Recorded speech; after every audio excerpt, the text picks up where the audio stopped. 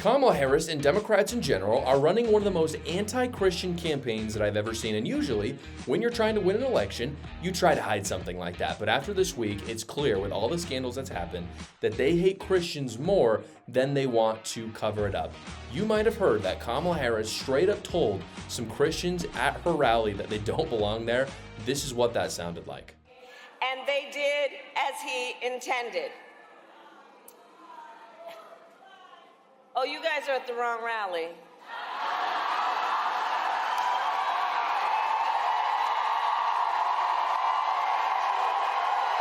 Thunderous applause for that. They couldn't get enough of it. If you couldn't hear from the video, by the way, someone says, you can hear someone in the background, it's a little faint, they say, Christ is Lord. And obviously it's scary to see Kamala Harris be so overt with her hate for Christians. Again, usually try to hide something like that. Like you're trying to win an election, there's a lot of Christians in America.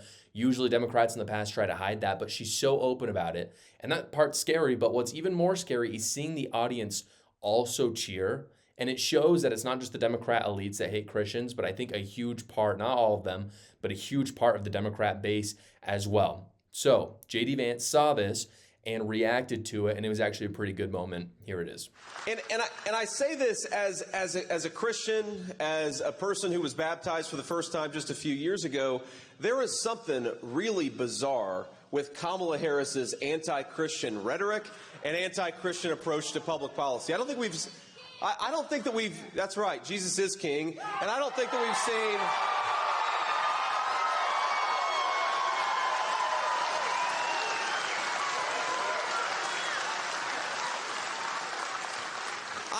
I don't think that we've seen anything like this in modern American politics. J.D. Vance is part of that wave that we saw. We've kind of seen it in the last 5 years with obviously your average day people, but we've also seen some really high profile people who have been baptized and become Christians. A lot of people have honestly, kind of like in J.D. Vance's case, have come back to Christianity. It's really awesome. It's great to see.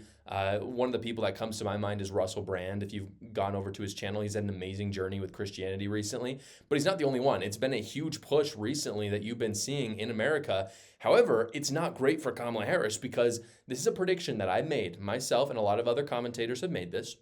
Christians are going to change the election.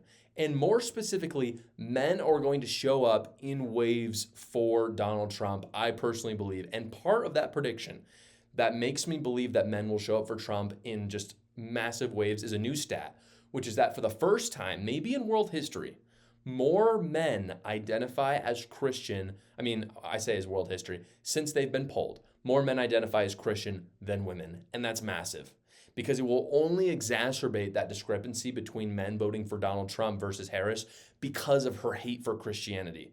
If more men are becoming Christian, I mean, there's a lot of reasons as a man to vote for Donald Trump over Kamala Harris. Obviously, her men need to be feminine campaign, it just doesn't jive with men. Men see it. It turns them off big time. Tim Walz, Doug Emhoff, these people don't really, they don't speak to men. But of course, if men are acting more Christian, they're believing more in Christianity, that's only going to make them want to vote for Donald Trump more.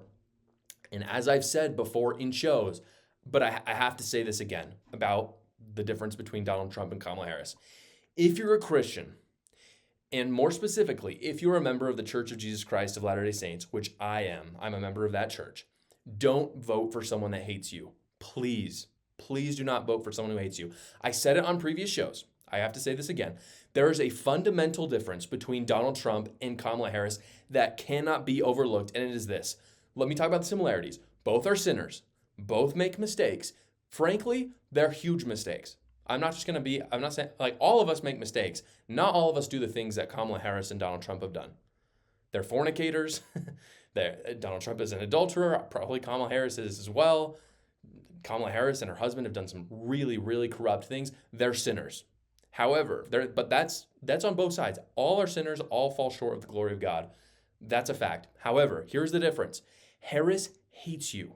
She hates you. She hates what you stand for. She hates the doctrine of Christ.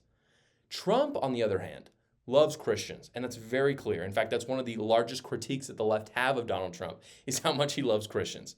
However, it's not just that. It's that his policy platform does not include legislating things that hate the doctrine of Christ. That is a fundamental difference. Kamala Harris, Donald Trump, they're both sinners. They both made mistakes. However, Kamala Harris actively wants to legislate things and pass things into law either through the legislative branch, which she'll encourage, or through executive orders that go against central tenets of Christianity. Donald Trump, on the other hand, with all of his mistakes, will legislate things and push things that are pro-Christian. That is the difference between Donald Trump and Kamala Harris. It's really not a moral argument. This is simply a practical argument. And again, this is a huge difference. You're not voting for your savior. We already have a savior. It's Jesus Christ. If you're a Christian, you have already accepted him into your heart. However, you're voting for a president who will enact policies and drive legislation. So don't vote for someone who hates you and your religion. Speaking of the cultish way the left is acting, I actually wrote a book about this. It's up on the bookshelf over there. I'll include the link to it in the description below. It's only $10 on Amazon right now, or if you're subscribed to Kindle, it's actually free for you guys. So go check it out right now. I talk about how the left has basically devolved into a cult and how when you abandon religion, a more secular religion, which is progressivism, takes its place. I really enjoyed it. I learned a lot through kind of all the studying that I did, all the research I did. I think you'll enjoy it as well. Again, go check it out. The link is in the description below. So, Democrats hate Christians. It's going to cost them the election probably. Gretchen Whitmer, if you didn't see, the Democrat Michigan governor, and Liz Plank, some influencer, I don't really know who she is, decided to blaspheme the Catholic communion by acting it out with Doritos. Here's what that looked like.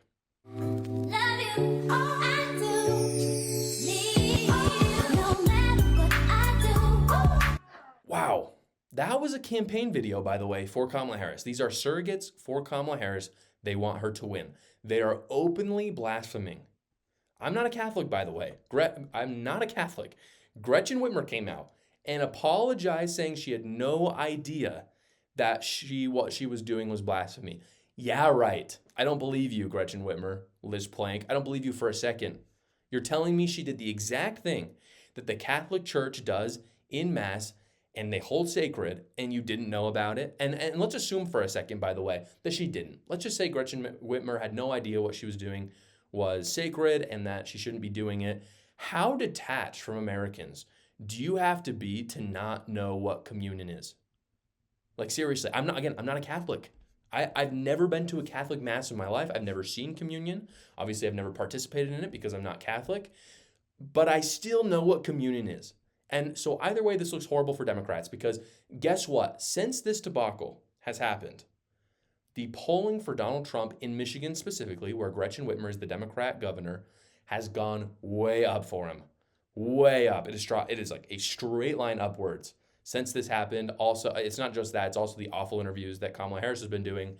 So much of that looks like Trump might have better odds, honestly, to take Michigan than even Wisconsin and Pennsylvania.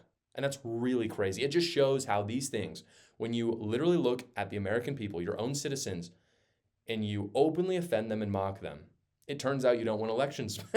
Who would have thought? Who would have thought that if you openly blaspheme people's religion, that they're not going to want to vote for your party? Personally, I actually think Donald Trump's going to win 2 or 3 of those blue wall states. They call them blue wall states, but I think he's going to win Michigan and Pennsylvania, maybe Wisconsin, but at least those 2, and it's enough to win him the election. But the poll shift alone is astounding. And again, it's astounding to see that you have a governor who is openly blaspheming their citizens and openly hates them. Did you guys have the opportunity to see Am I Racist in theaters? Well, if you didn't, that is going to be on Daily Wire Plus in only 1 week on the 28th, October 28th. If you go to my link in the description below, you'll actually get 35% off Daily Wire Plus with the code DEI. Again, if you go to the link in the description below, you support my channel, but you're also going to get that 35% off. You can see Am I Racist? You can see What As a Woman? You can see all of Jordan Peterson's amazing content. It's a really good value, especially with that 35% off all year long. So go check it out today. Thank you so much for watching, everybody. Please go down below, comment, like, and subscribe, and watch another video.